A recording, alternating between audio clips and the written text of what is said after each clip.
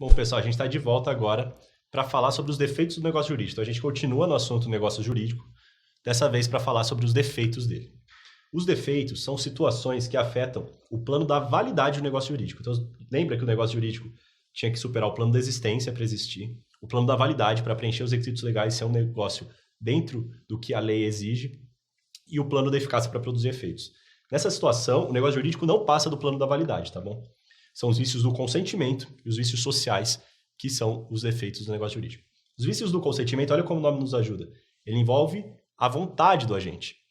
Então, lembra que para o negócio jurídico ser válido, ele precisava de um agente capaz, de uma vontade livre e consciente? Essa vontade não é livre e consciente, tá bom? E a gente vai ver as situações e os motivos dessa vontade não ser livre e consciente.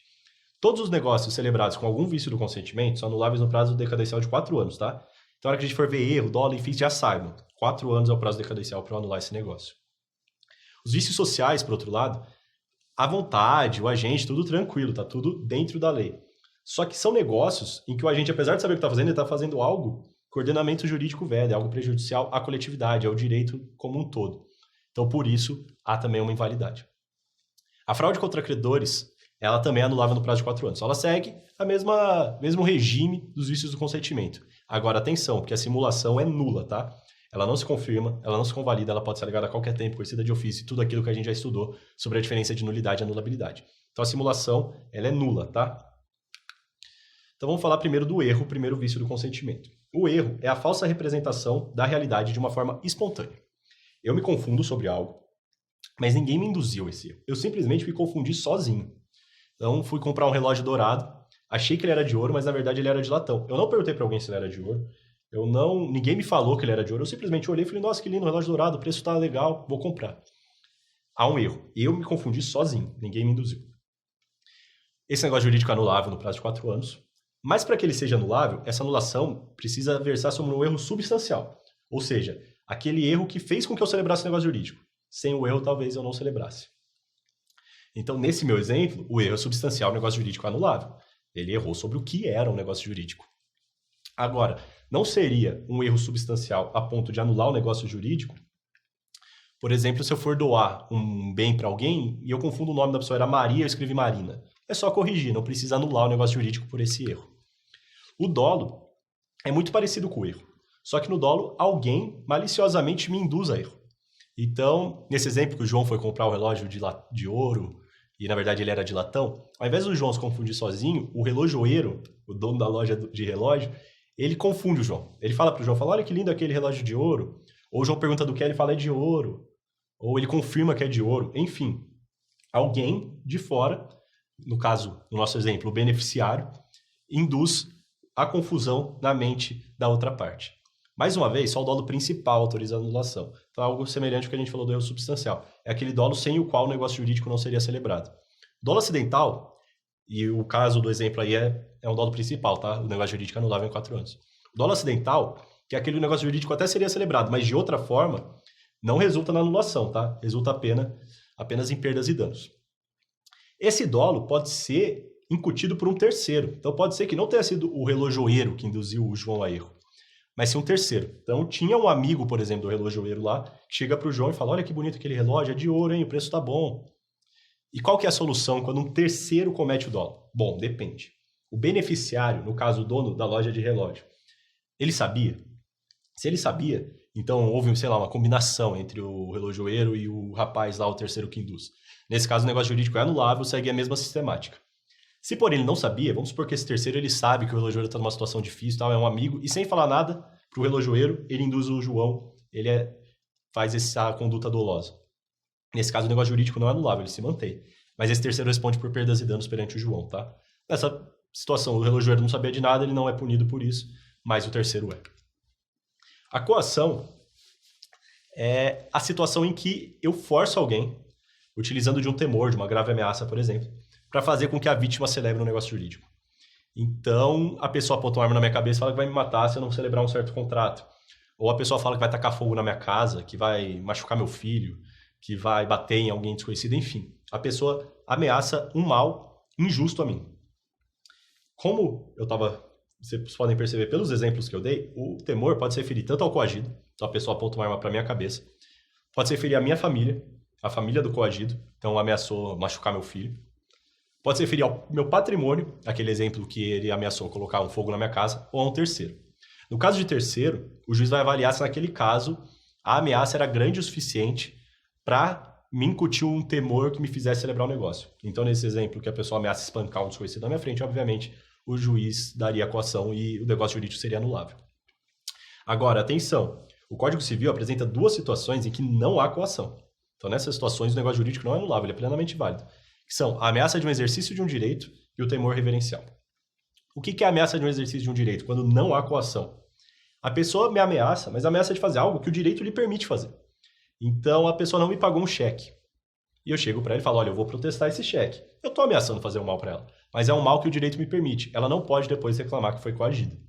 Assim como o temor reverencial, não importa em coação. O temor reverencial é aquela situação em que eu tenho tanta admiração, tanto carinho por uma pessoa, que eu tenho medo de decepcioná-la. Então vamos supor que a pessoa ali ela é muito inteirada no dia a dia da igreja, ela gosta muito do padre ou do pastor, enfim. E o padre oferece um valor baixo para comprar o carro dela, mas não fala nada, só quer comprar. E ela, com medo de decepcionar o padre, ela vende. Esse negócio não é anulável, não existe coação, porque houve apenas um temor reverencial. E a coação pode ser de um terceiro, assim como acontece no dolo. E a solução é exatamente a mesma. Se o beneficiário sabia, negócio jurídico anulável normalmente. Se o beneficiário não sabia, negócio jurídico válido, mas o terceiro responde por perdas e danos, tá bom? Agora a gente vai falar de estado de perigo e na sequência a gente vai falar de lesão. E eu quero já deixar claro isso porque eles são muito parecidos, mas tem duas diferenças que a gente precisa saber. O estado de perigo, eu assumo uma obrigação que é muito onerosa para mim, ela é desproporcional, que eu preciso salvar a mim ou a minha família.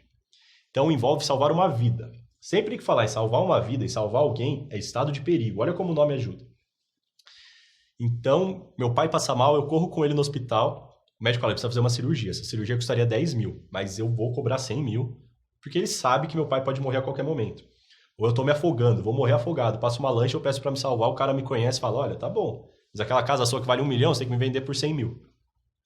Nas situações, eu só celebrei um negócio jurídico que eu queria salvar a mim, no exemplo do afogamento, ou alguém da minha família, meu pai, no exemplo do médico. Essa é a primeira diferença, porque na lesão a gente vai ver que ela é anulável diante de premente necessidade, ou seja, alguma necessidade, mas não de salvar a vida de alguém, por exemplo, financeira, ou inexperiência. Então, falou de salvar a vida de alguém, estado de perigo. Falou de qualquer outra necessidade, lesão. E a segunda grande diferença, estado de perigo exige o dolo de aproveitamento. Essa pessoa que se beneficia desse negócio jurídico, ela tinha que saber da minha situação e se usar de má fé para se aproveitar. Como são os dois exemplos. O médico sabia que eu estava desesperado que meu pai podia morrer e a pessoa da lancha sabia que eu podia morrer. A lesão não exige isso. O simples fato da pessoa celebrar um negócio jurídico que lhe é prejudicial na lesão é suficiente. E no estado de perigo, agora, igual na lesão, assim como na lesão, é possível a revisão do negócio jurídico. Então, o Código Civil ele prefere que o negócio jurídico seja mantido e revisto do que rescindido, do que anulado. Então, no exemplo ali, o médico pode aceitar depois reduzir para os 10 mil, que era a cobrança normal, o negócio jurídico segue válido. O cara da lancha pode aceitar pagar 1 milhão na casa e o negócio jurídico segue válido. A lesão, a gente acabou antecipando um pouquinho dela, né? Era a celebração de negócio jurídico, desproporcional, excessivamente oneroso, mesma coisa, mas por premente necessidade que não seja salvar a vida de alguém ou inexperiência. Então, o João está com medo que a Maria requeira sua falência, porque ele deve 200 mil reais para Maria. E para pagar logo aquela dívida e não ver declarada a falência contra si, ele vende um apartamento dele que vale 500 mil reais por 200 mil. Houve lesão, porque ele estava numa necessidade, não de salvar a vida de alguém, mas uma necessidade financeira. E assim como no estado de perigo, é possível rever o negócio jurídico. Então, naquele exemplo, a Maria dá os outros 300 mil, o negócio jurídico é válido. A gente encerrou agora os vícios do consentimento.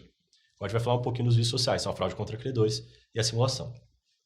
Na fraude contra credores, alguém deve e pratica atos para dilapidar o patrimônio, para se ver sem patrimônio, de forma que o credor não consiga receber os valores, tá? Então o João doou o seu único carro, o seu único patrimônio para o Antônio, mesmo sendo devedor da Maria. Então eu tô com um monte de dívida, eu dou um carro para minha filha, eu vendo barato um carro para minha mãe, eu, sei lá, vou passando meu patrimônio para um amigo, enfim. Como vocês viram pelo exemplo, a fraude contra credores pode se dar a título gratuito, então eu posso doar as coisas para alguém, como a título oneroso. E ela não necessariamente envolve só a transferência de propriedade. Então vamos supor que eu tenho dívida com 3 pessoas, e eu tenho uma casa que conseguiria pagar uma dessas 3 dívidas. Só que uma dessas 3 pessoas é um grande amigo meu, o que eu faço? Eu dou uma hipoteca para ele depois, para ele ter a preferência e ficar com o bem. Nesse caso, essa hipoteca não é válida, é anulável, porque ela foi dada em fraude contra credores, tá? E a fraude contra credores depende do conluio fraudulento, ou seja, a outra parte tem que saber, tem que ter uma combinação, o que a lei chama de concilium fraudes, tá bom? Então, no caso, a minha irmã que recebeu, minha mãe, meu amigo, eles têm que saber da situação.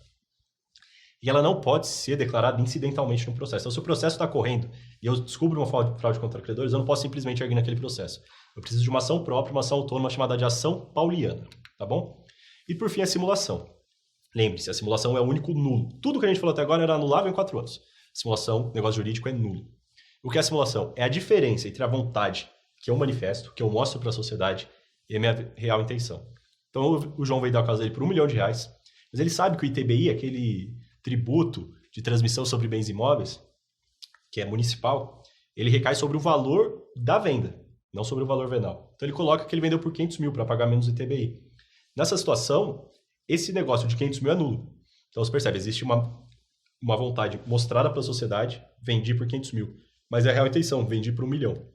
O negócio jurídico simulado, que é aquele que vai na frente, é o mentiroso, ele é nulo. Então, o negócio jurídico por R$1 milhão, por 500 mil, é nulo. Mas o dissimulado, que é o escondido, ele pode ser válido. Ele pode valer normalmente se ele for válido na forma da substância. Então, nesse exemplo, vender uma casa por R$1 milhão é um negócio jurídico válido. Então, nesse caso, a gente anularia a compra e venda por 500 mil lá na escritura, consideraria a venda por R$1 milhão, tá bom? Mas pode ser que o negócio jurídico dissimulado seja inválido, e exatamente essa seja a causa da simulação. Então, o ascendente e o descendente existem algumas regras para fazer uma compra e venda, por exemplo. Então, o pai simula ali um negócio para parecer outro, e que, na verdade, ele está vendendo um bem para os seus filhos. A gente vai ver melhor sobre a compra e venda de ascendente para descendente. Nesse caso, o negócio jurídico dissimulado também é inválido, tá bom? Aí, a nulidade em ambos. Fazer um exercício aqui para a gente dar uma treinada sobre isso. João, único herdeiro de seu avô, recebeu, por ocasião da abertura da sucessão deste último, todos os seus bens, inclusive uma casa repleta de antiguidades. Necessitando de dinheiro para quitar suas dívidas, olha aí a lesão aparecendo. Premente necessidade que não é salvar alguém, mas sim quitar dívidas. Uma das primeiras providências de João foi alienar uma pintura antiga que sempre estivera exposta na sala de casa por um valor módico ao primeiro comprador que encontrou. Então ele vendeu uma pintura bem barata porque ele precisava de dinheiro. João, semanas depois, leu nos jornais a notícia de que reaparecera no mercado de arte uma pintura valiosíssima de um célebre artista plástico. Sua surpresa foi enorme ao descobrir que se tratava da pintura que ele alienara, com um valor milhares de vezes maior do que o por ele cobrado. Por isso pretende pleitear a invalidação da alienação. Bom, a gente já viu, ficou claro, é lesão. Então, alternativa A. O negócio jurídico de alienação da pintura celebrado por João está viciado por lesão e chegou a produzir seus efeitos regulares no momento da sua celebração. Essa é a certa. E como assim chegou a produzir efeitos? Lembra que tinha uma divergência doutrinária sobre os efeitos da declaração de anulabilidade? A prova seguiu a corrente majoritária, de que o negócio jurídico anulável ele produz efeitos até a declaração da nulidade. Então, efeitos ex nunc, para frente. Então, o negócio jurídico produziu efeitos, o João reclamou a lesão, a anulabilidade declarada parou de produzir efeitos ali, tá bom? Vamos ver o erro das outras só. O direito de João a obter a invalidação do negócio jurídico por erro não é erro. Pronto, já está errada essa. C. A validade do negócio jurídico de alienação da pintura subordina-se necessariamente à prova de que o comprador desejava se aproveitar de sua necessidade de obter dinheiro rapidamente. Seria a resposta correta se fosse um caso sobre estado de perigo. Estado de perigo, lembra? Que era uma das duas diferenças. Ele exige o dolo de aproveitamento, não é o caso da lesão. E D, se o comprador da pintura oferecer suplemento do preço pago de acordo com o valor de mercado da obra, João poderá optar entre aceitar a oferta ou invalidar o negócio? Não. O Código Civil prefere que o negócio jurídico seja mantido. Então, se o comprador oferecer suplementar o preço, o João não pode recusar, ele tem que aceitar. Tá bom?